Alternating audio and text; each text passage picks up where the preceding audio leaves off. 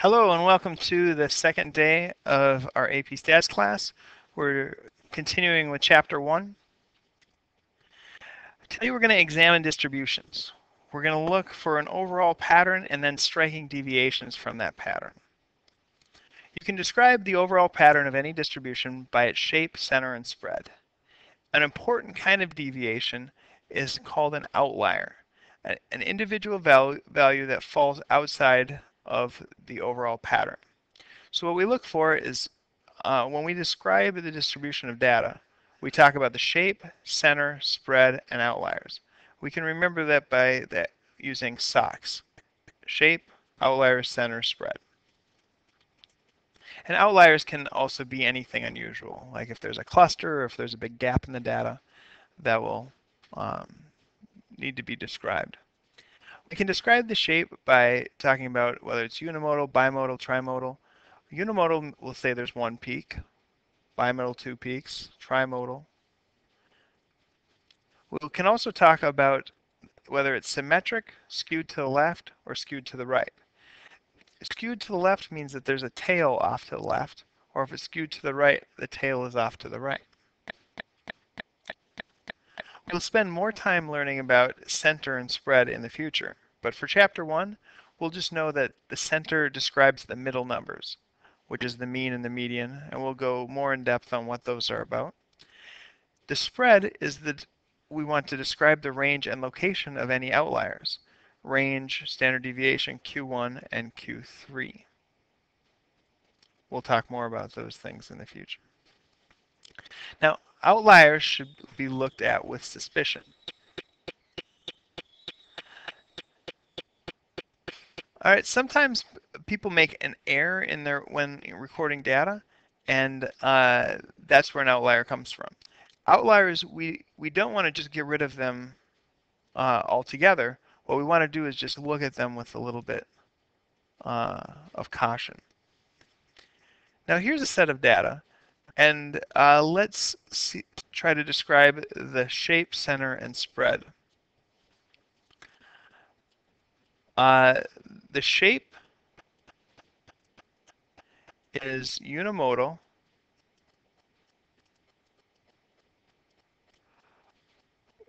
And it's skewed to the right.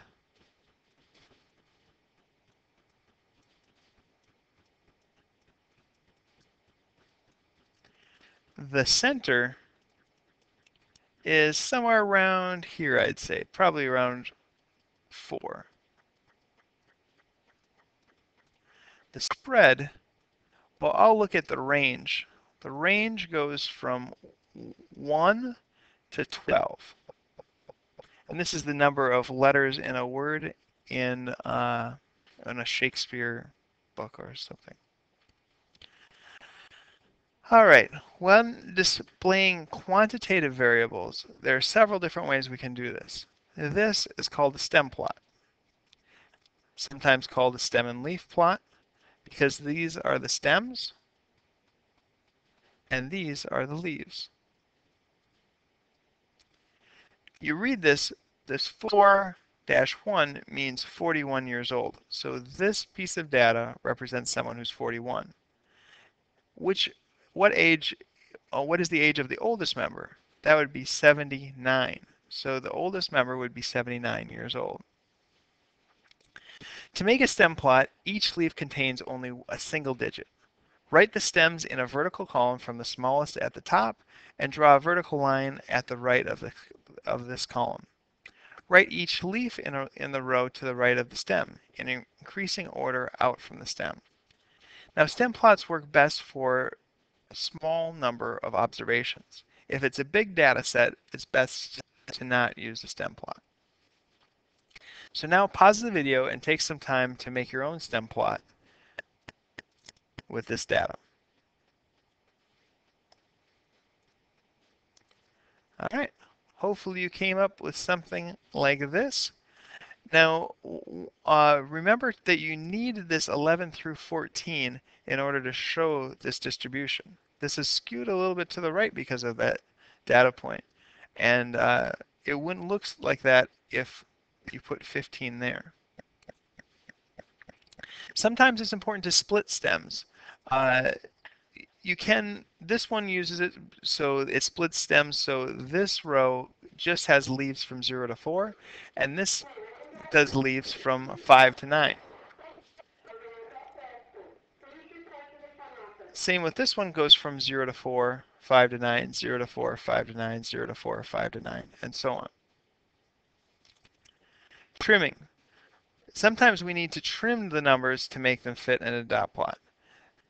Like this number, 8,516, it's represented here with an 8-5, and we just have to say in the legend that that means 8,500. Obviously, to do something like this, we need to round. All right. Now, try it on your own to make a stem and leaf plot that looks better than this, because this doesn't give give us a good idea of what the distribution looks like, because there are so many leaves in one row. So take a minute, pause the video, and see if you can make a better stem and leaf plot. Now what I did is I went up by 1. So from 0 to 1, 2 to 3, 4 to 5, 6 to 7, 8 to 9, and then 0 to 1 again. And this gives us a good idea that is a pretty symmetric distribution. From here, it doesn't look symmetric. It might even be skewed to the right. I don't know. But from this, we can see its true distribution. A histogram is a graph that breaks the range of values of a variable into classes and displays only the count or percent of observations that they fall into each class. These classes should always have an equal width. So on this side, we can either have counts or we can have a percentage. This particular one has counts. Now, is this the same as a bar graph? There are a few differences between a histogram and a bar graph. Histograms are for quantitative variables, and bar graphs are for categorical variables. Also, bar charts have spaces between them, between the bars, and histograms have no spaces. So see, on the histogram we have numbers on the bottom, and there's no spaces. And on a bar chart we have categories, like states. I should put an I.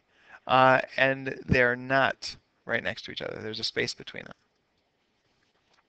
The drawback of histograms are they're slower to construct by hand, and they don't display the actual values. It'll have a range of what it is. For this reason, we use histograms with large sets of data and stem plots with smaller sets of data. Now here is the all of the presidents' ages, and we want to make a histogram of the president's ages. So what I'm going to do first is I'm going to take these and break them into groups. So between 40 and 44, 45 and 49, 50 and 54, and so on going on up. And now I'm going to start by making a tally.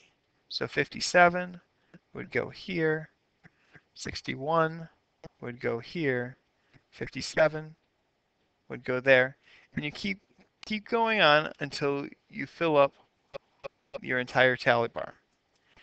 Now what I'm going to do is show you my results. I have 2 here, then 6, 13, 13, 7, and 3. So now when we graph this, I'm going to graph my counts on my left-hand side and the president's ages for my x-axis. Now between 40 and 44, the middle is 42. So I'm going to go up,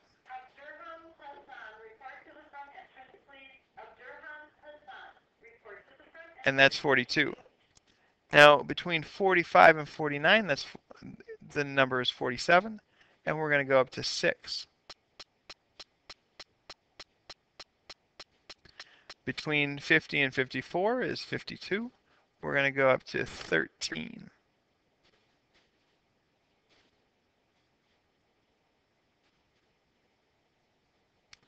And between 55 and 59 is 57. That continues to be 13.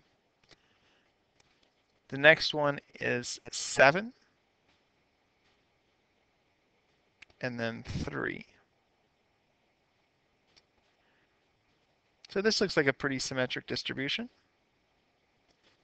of the president's ages. Now, when we're comparing two different sets of data, there are a few different ways we can do that. We can do it with stem plots, dot plots, and histograms. When comparing two distributions, remember to use socks on both distributions along with comparative words, like the mean is bigger for one or the other, or the range is larger. You want to have some sort of comparative words. Now, a back-to-back stem plot, the confusing part about this is the left-hand side, you start with the smallest number next to our stem, and then you increase as you go out. Now, the youngest male would be 50. The youngest female would be 29. This one represents 31 and 38. All right. Here's another back-to-back stem plot. Cumulative frequency graphs, or an ogive, is a good way to find percentiles. So if I want to find where the 40th percentile is for the chest girth of bears, it's somewhere around 32. I think that went down. Maybe 33 would be better. But it's right around that area. And the ogive is a good way to be able to see that. Now, if we want to construct one of these, we can again go to our president's ages, but what we'll need to do is find the cumulative frequency. So we want to see as they add up. So starting from the bottom is just 2, but 2 plus 6 will give us a cumulative score of 8. Now if we take 8 plus 13, that's 21, and we keep adding until we have the total, which is 54. Now to find the relative frequency, what we do is we take our value, which is 2, and divide it by our total, which is 54. 8 divided by 54 will give us our next value.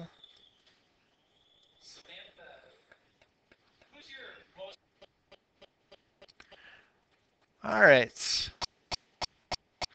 The next one would be 21 out of 54, and so on. And when we divide those out, we can get percentages. So this would be 4.5%, 18.2%, 47.7%, and so on. Now what we do is we take that information and we graph it on a chart. So I'm going to do again the 42, 47, 52, 57, 62, and 67. And I'm going to plot these numbers. Here I'm going up by 10, 20, 30. That's supposed to be a 3, not a very good one. 40, 50, 60, 70, 80, 90, and that top one is 100%. So this first one is at 4.5%. The next one is at 18.2%. The next one is at 47%. Then it's at 77%, so that jumps up considerably. And then up to 93%. And finally, all the way at 100%. So now we connect these with a line.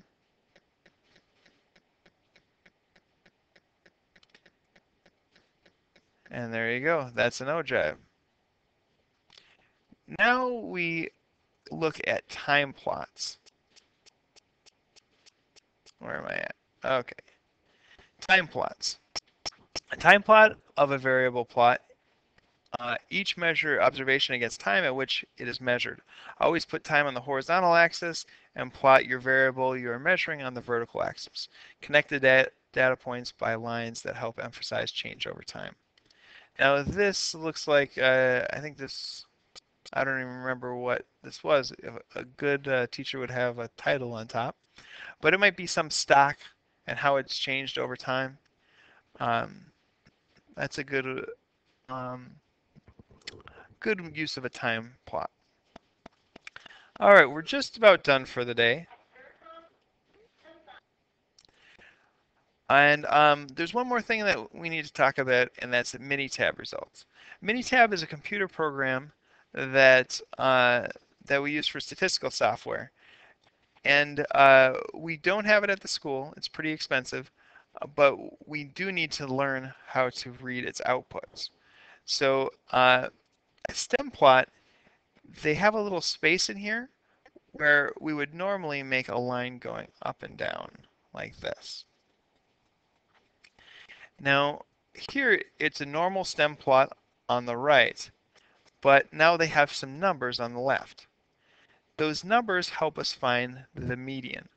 The median is where there is some parentheses. These numbers count up how many digits are going up till we get to this spot. So if we count 1, 2, still at 2, 3, still at 3, 4, 5, 6, 7, 8, 9, 10, 11, 12, 13, 14, 15, 16. And if you add those up, it would go up to 30. And then the median is in this row. And here there's 14, and then the next row is automatically in that column. So that's how you read Minitab. All right, here's your homework for tonight. Good luck.